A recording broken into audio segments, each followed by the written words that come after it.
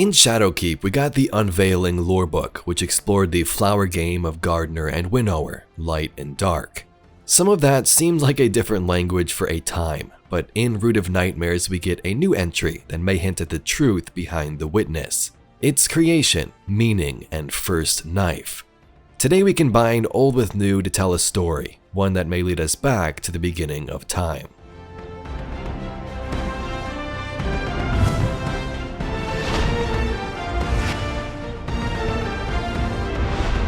Welcome Guardians, hope you're having a great day. Today I'm going to read different lore entries from various Destiny releases. The first knife from Shadowkeep, Root of Nightmares lore, and even Ghost Fragment Traveler 3 from the base game of Destiny 1. This stuff is factual lore, but we will also try to explain what it means as we go. Obviously speculation, but leave your own theories below. We first begin by looking at the first knife card from the Unveiling Lorebook. In this card, Gardener and Winnower, light and dark, speak of the game they play. The Gardener gets upset that the same outcome keeps occurring thanks to the darkness Winnower. Whatever happens, it always seems to win. So because of this, the Gardener creates a new rule, and from that, the first knife is born. I looked up in shock. I said, "What? What do you mean?" A special new rule, something to... The Gardener threw up their hands in exasperation.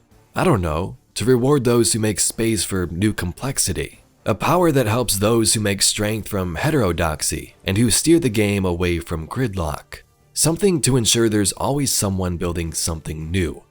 It'll have to be separate from the rest of the rules, running in parallel so it can't be compromised. And we'll have to be very careful so it doesn't disrupt the whole game. All you will do, I said with rising panic fury, is delay the dominant pattern that will overrun the others. It is inevitable, one final shape. No, it'll be different. Everything will be different everywhere you look. Everything will be the same. Your new rule will only make great false cyst of horror, full of things that should not exist, that cannot withstand existence, that will suffer and scream as their rich blisters fill with effluent and rot around them. And when they pop, they will blight the whole garden. Whatever exists because it must exist, and because it permits no other way of existence has the absolute claim to existence. That is the only law. No, the Gardener said. I am the growth and preservation of complexity. I will make myself into a law in the game. And thus, we became two parts of the game, and the laws of the game became gnomic and open to change by our influence. And I only had one purpose and one principle in the game, and I can do nothing to continue to enact that purpose, because it was all that I was and ever would be. I looked at the Gardener. I looked at my hands. I discovered the first knife. So from that entry at the end, the Winnower looked to the Gardener, then to its own metaphorical hands and found that first knife, which was created from this new rule by the Gardener, it would seem. So that's interesting. I don't think we have exact proof of what the first knife is or what it was back then, but in Root of Nightmares we get a new entry that might point toward the witness. A dream of a metaphor made starkly, an allegory discussed in the study of ontology, in darkness not unkind. It leaves behind a warped, barely real data fragment to mark its passing. There is a voice that echoes across the darkness, and it asks this question: what is the purpose of it all? And there is another voice that calls back and says, listen, I will tell you a purpose. I will tell you of a final shape. Look, there are 100 gildings for this story. It comes down to one key matter. Beings in suffering crave purpose to carry them through. The tyrant consumed by ennui, or the disenfranchised struggling simply to survive. It is the state of mind, the pain which cries out, give me a reason I should suffer so. Let us speak of power and choices. A man comes to a crossroad and asks of the sky, which road shall I take? There is no answer from the sky, nor the wind, nor the earth beneath his feet. But another wanderer on the road, coming from behind and hearing the question, says, I know the way, you should take the Dexter road. If the man agrees, he puts himself in the wanderer's power, ceding his own choices for the implicit promise that this is the correct road, the safe road. And if he disagrees? Let us say the wanderer draws a knife. The man may therefore be made to take the Dexter road. But now if the knife goes away, the man will certainly flee. And perhaps even if the knife remains, the man may tire of being threatened and decide the risk is worth fleeing. In this way, the wanderer erodes their own power. If the wanderer says, "The wind has said that you should take the road of my choosing," will the man accept the choice made for him? And if the wanderer says, "Behold, I have seen that the meaning of suffering lies along the Dexter road," will the man give away his own power for longer? It is not easier to accept the guidance of a stranger when the path ahead is unknown. So that lore entry is very interesting. I'm not sure if this is right, but to me it sounds like a metaphor again representing the light and dark, or the first two in this creation of the game, the Gardener Winnower. What if the sky, which the man calls out to and doesn't respond, is the gardener? The wandering man that comes from behind hears his question and calls out to him, the winnower. The winnower tempts the man by saying the path to the right over here is the correct way, but will the man trust him? If the wanderer has a knife, the man may be threatened to join the winnower's side, but he can also flee.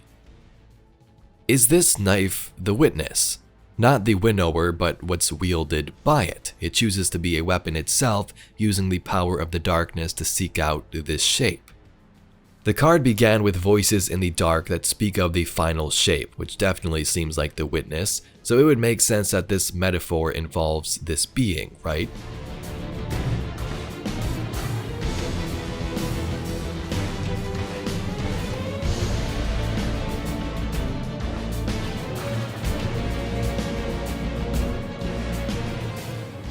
Another line that stood out to me, beings in suffering crave purpose to carry them through.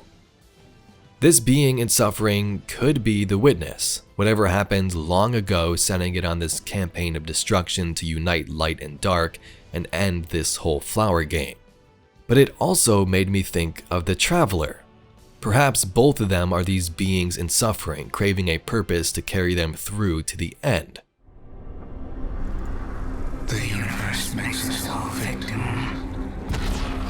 and perpetrator. That's infinite cruelty. You, more than any, suffer both fates. Be free.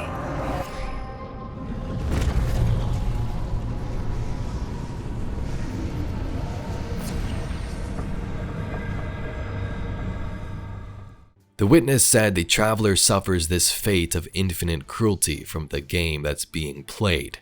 What if the traveler and witness were both creations of these forces? They both serve their metaphorical masters who believe in different ideals playing their game, and the witness wants to end this, be free from both light and dark.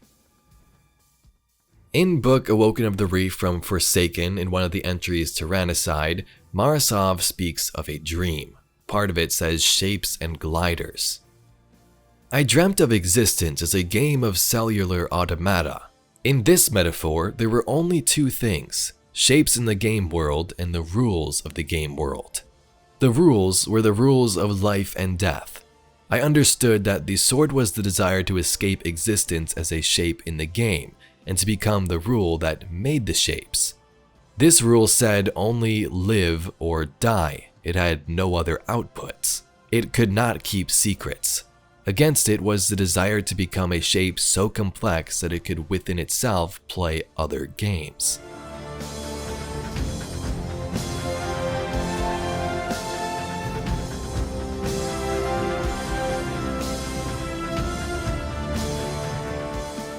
Searching Knife on Ishtar Collective, there are tons of entries, but the ones that mention the Traveler caught my attention right away.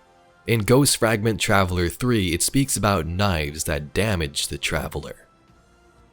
The knife had 1,000,000 blades, and you were giant, powerful and swift, but the knife pinned you, cut your godly flesh away. Very little was left, you are sure, because you feel insignificant now. The hard, slick heart of your soul, that is what remains. A body small as a river stone, and just as simple. You picture yourself as a piece of indigestible grit, a nameless nothing hiding among other nameless stones. Perhaps you glitter like a gem, yes, pride makes you hope so. If only you could see yourself, but you have no eyes, not the dimmest sense survives. What lives in memory, and what slim portion of these thoughts can you trust? The knife stole much more than your body. So this card was made for Destiny 1. It's a Ghost Fragment Grimoire card from way back in the day. So you can question if it meant anything back then. Bungie maybe didn't even know what was going on with Destiny's story at that point. Into the mega universe it's evolved into today. Maybe they looked back at this, did some research, and came up with the idea that the Witness was the first knife, and this Ghost Fragment story somehow still fits in. Who knows if there's some type of retcon or if the story has changed. The point is, if this still fits and the knife was the Witness, this has some awesome implications. The knife had 1,000,000 blades. What was the 1,000,000 blades? Is it all these different personalities flowing with inside the Witness, different people? It says the knife pinned the traveler. Is that talking about the collapse or something far before that, maybe in the garden? And then at the end, the knife stole much more than your body. So the first knife card, what if the Witness born from the game the Gardener and Winnower played? When the Gardener changed the rule or wanted to be different, it created the Witness, maybe the Traveler here as well. The first knife then becoming a weapon of the Winnower. The Witness, having witnessed possibly the birth of this universe, sees how this all played out and vows to change it. The goal since the creation of this betrayal has been to seek revenge, end this flower game, merge these two together or get rid of them entirely so they can't war with one another. And when you look at it, disciples are beings that have also suffered, possibly like the Witness and Traveler. In the end, they can all be set free from this game in the battle of the two forces. Anyway, Guardians, that's all we got for today's video. There are many great theories out there, but after reading these entries again, I had to make a video possibly linking this stuff together. In the comments below, leave your own theories, and if you enjoyed, please be sure to subscribe to the channel. Anyway, I thank you very much for watching, and I'll catch you all in the next video.